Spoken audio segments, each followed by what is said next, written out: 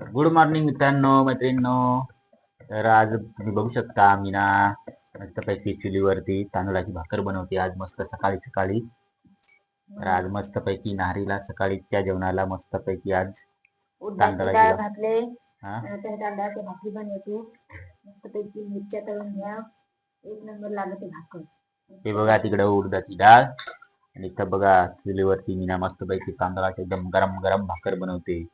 तांदळाची भाकर आणि उडदाची डाळ इतका भारी लागते ना, काय सांगू, एकदम तोंडाला पाणीच येतंय. आणि आता मस्तपैकी निळ्या मिरच्या मस्तपैकी तळून घेणार ना, आणि परत मिरचीचा ठिसा दोन्ही असं मिक्स करून इतका भारी लागेल मित्रांनो.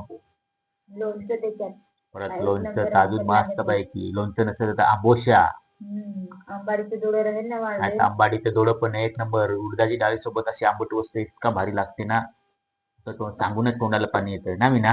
हॉटेलला काय करता असं इतकं भाकर. हा तर बघा मीनाने किती भाकरी बनवल्या आता. 1 2 3 4 5 6 7 8 9 10.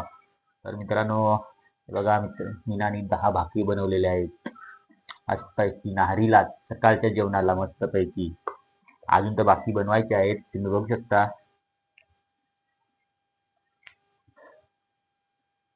तुम्ही खाल्ली नाही का कधी तांदळाची भाकर?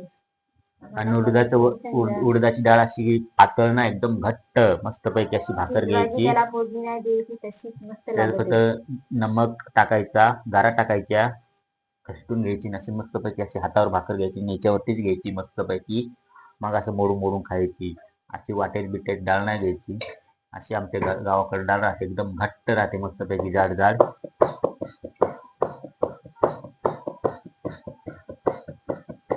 एक नंबर लागते भाजी डाळ आपली.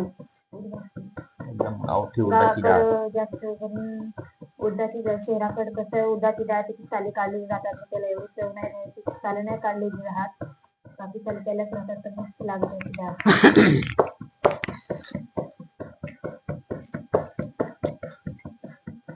परत चुलीवरच्या जेवणाची टेस्टच एकदम वेगळी मस्त. गॅसला काय करतात हा, काय गावाकडे गॅस नसला तरी स्वयंपाक एकदम मस्त पैकी सकाळी चालू, एकदम गरमागरम स्वयंपाक. मस्त पैकी गरमागरम डाळ, मस्त पैकी गरमागरम तांदळाची भाकर, मस्त उडदाचा ठिसा मस्त पैकी खायचा.